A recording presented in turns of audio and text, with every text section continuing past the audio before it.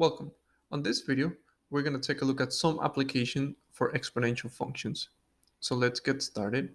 Example 1 is going to illustrate one application, which is the idea of compound interest. When we're talking about compound interest, we can definitely use exponential functions, and more importantly, we can use natural exponential functions. So from your previous classes, perhaps you might have seen this equation before. AT equals P times ERT. So let's just recap what each of these variables means.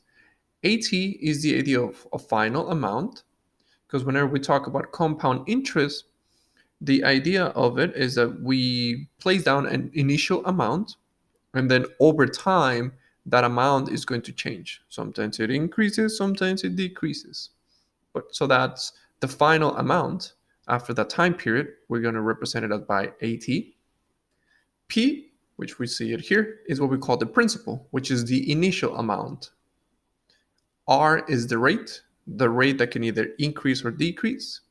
And T represents time, which most of the time we just use time in terms of years. So now that we have briefly discussed this formula from Algebra 2, let's take a look at this question. It says, find the balance for compound interest by completing the table to determine the balances of A for 12,000 invested at a rate R for T years, and they compound continuously. So I erased the table, and we're just going to go straight into the examples. So let's see, what is the final amount of an initial investment of $12,000 after these two scenarios. So under the first scenario, we have an initial amount of $12,000, and this amount is going to have a rate of change. I'm sorry, not a rate of change, just a rate of 4%. But when we talk about percentages, we cannot just use 4 on our equation. When we talk about 4, we got to express that 4%. We got to express that in terms of decimal. So that is 0.04. One way to calculate that rate is, well, 4 is 4.0. When we want to calculate the percentage, we can just move the decimal places two spaces, or we can just do 4 over 100. It will still give you 0.04. So those are just two quick ways for you to calculate the rate as a decimal, not as a percentage. So we have an initial investment of $12,000. And now we put it into an account, which is going to give us 4% back.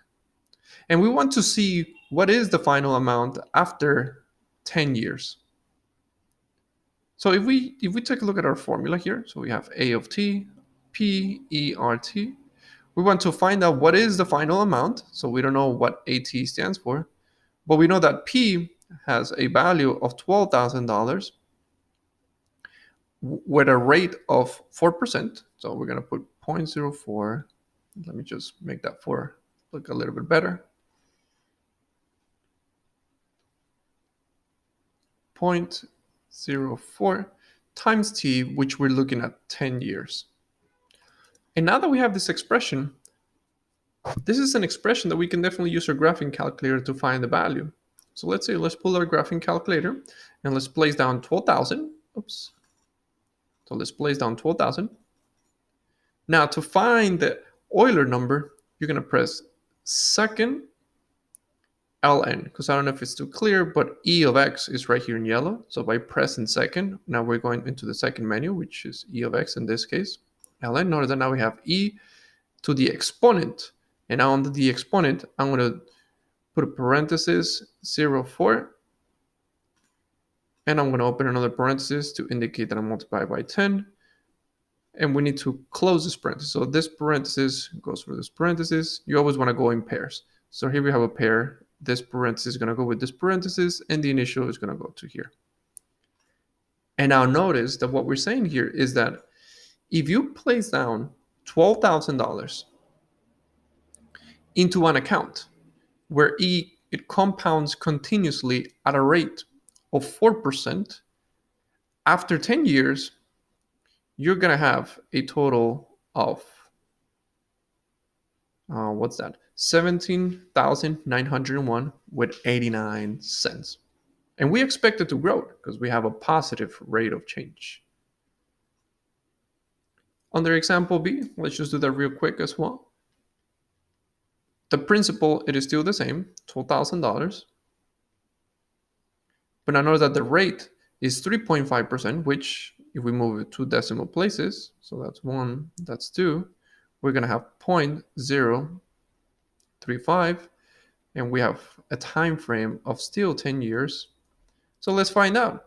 So after 10 years, a principal of $12,000 whose rate is 3.5% over 10 years, what is the final amount? Well, for that, we can just use our graphing calculator. So let's erase this. Still, $12,000, second ln, and then the exponent, we're going to put dot 0.35 times 10, close parenthesis for 10, close parenthesis for exponentials. Now we press enter. So now we have that the final amount, it's equivalent 1, 2, 3 to 17,000.28. And the result seems to be correct because if we take a look at the way that we have defined our function, it has an Euler number as a base. So notice that my exponents are going to be positive. So I expect for my function to increase. Therefore, my final amount should be greater than the initial amount. And that's the case. Under example A, we started with $12,000 and we finish it up with 17,901. The same goes for B.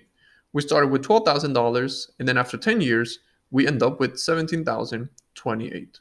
And notice also that the higher the percentage rate, because notice that both of them were calculated over a period of 10 years, the higher the percentage rate, the higher your final amount is going to be. So this is one application that we do have for exponential functions, and that is the idea of compound interest. Another application that we have for exponential functions is the idea of radioactive decay. Now let's just take a look at this example. It states, so for any radioactive decay, so in this example, Q is going to represent a mass, notice that it's given in grams, of a radioactive radium, which that's just an element, which I'm not too aware of, it's just an element, whose half-life is 1,599. So what half-life means is just whenever you have some kind of a element, it has some mass, over time is going to just decrease in volume. So the half-life is the amount of time that it takes for the initial amount to be cut in half. That's the idea of a half-life of an element. So whose half-life is 1,599. So this is saying that if whatever element you have, or this element, it takes about 1,599 for the mass of that element to be cut in half. And the quantity of radium represents after T years given by this equation. But now notice that this equation, it's an exponential equation. But now this is not a natural exponential equation because notice that my base is not the Euler number. My base is an actual value, which is 1/2. But regardless, notice that the unknown is an exponent. Therefore, it is an exponential equation. So radioactive decay there's another application that we do have for exponential functions. So let's just answer some of these questions here. It says, let's try to determine the initial quantity. Therefore, let's set T to have a value of 0. So what is the initial quantity of this element?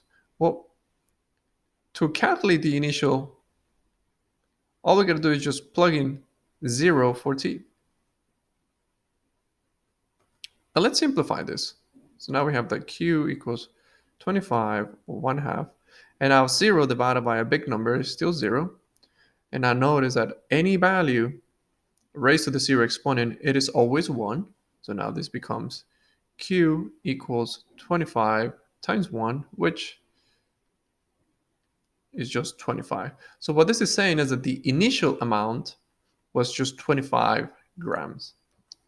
So moving on to B, it states, let's try to determine the quantity present in this element after 1,000 years. So how do we calculate that? Well, notice that we do have a model, which is an exponential equation, which represents the behavior of this element. So if we want to know what happens after 1,000 years, all we got to do is just go back and plug in t for 1,000. So let's do that now.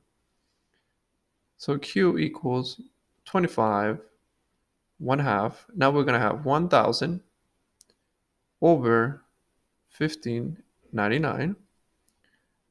And we can calculate this using our graphing calculator. So let's do that. Let's pull it out. So now we're going to have 25 parentheses 1 half. And now we're going to have an exponent. And on the exponent, notice that I'm going to put another parenthesis. So I'm going to have 1,000 divided by 1599. Let me close that parenthesis. So now we're going to end up with a value of just 16.206. So now notice that we started with 25 grams, and after 1,000 years, it goes down to 16.06 grams. So therefore, we lost about 9 grams. We lost about 9 grams over 1,000 years. And for this illustration, we're just going to skip the graphing, and we're going to go straight into the algebra, which is, when will the quantity of this radium be 0 grams? Well, we do have an expression that can give you the quantity over some time. And Q represents the quantity after some time. So if we want to calculate the quantity of radium, when would it be 0 grams? We just get to use 0 for Q and solve for T at that point. So now we're going to have 0 equals 25 to the 1 half T over 1599. And again, what we're looking for is to find the value of this T. So what value of T will make the whole equation equivalent to 0? Well, let's find out. Well, what we can do here, we can divide it by 25 on both sides. So we can get rid of that 25. So that way this goes. But now 0 divided by 25, that is still 0. So we're going to have 0 equals 1 half T over 1599.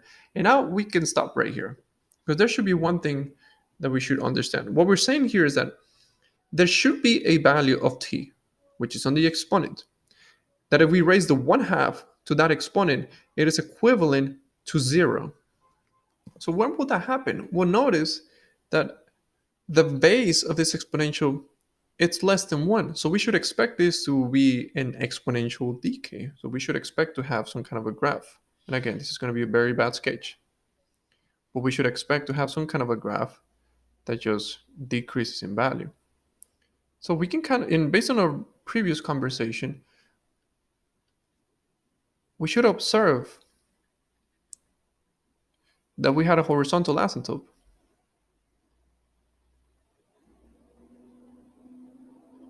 We have an horizontal asymptote at the value y equals 0. So if we have a horizontal asymptote, when will my function be exactly 0? Well, that would be never. It will never be equivalent to 0. So there is no t.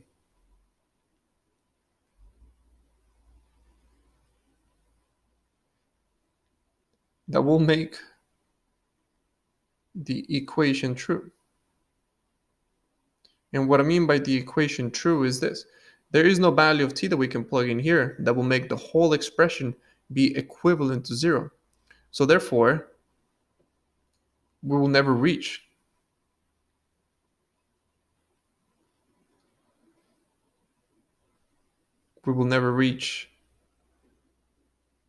a value of 0. Now, we can get pretty close to 0, but we're just not going to be equivalent to 0.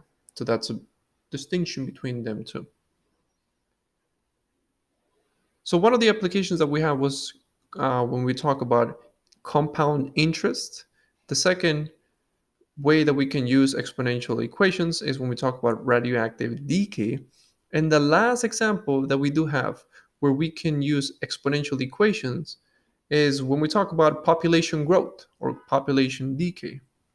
So let's take a look at this example. It says the projected population of California for the years 2015 to 2030 can be modeled by this equation. But now notice that in this equation, we have an exponential equation since my variable is an exponent.